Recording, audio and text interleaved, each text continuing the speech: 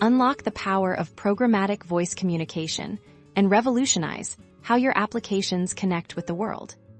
To begin making calls with Twilio, our first crucial step is to acquire a Twilio phone. This number will act as the caller ID for all your outgoing calls.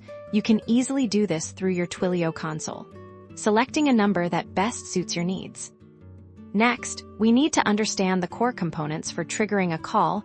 You'll need to specify the originating Twilio phone number, which we just obtained, and the destination phone number you wish to call. Think of this as telling Twilio exactly who is calling whom.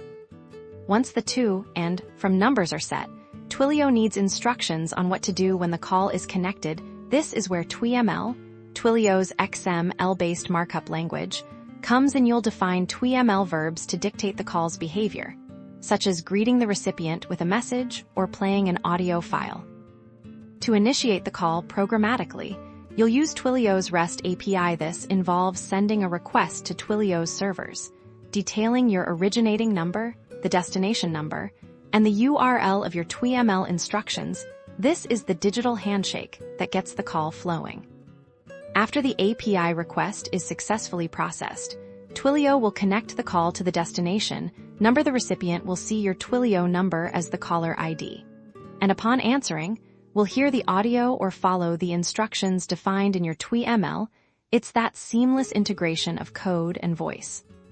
By mastering these steps, you can embed robust voice calling functionalities into your websites, mobile apps, and backend systems. Imagine automated appointment reminders, customer service hotlines, or interactive voice response systems.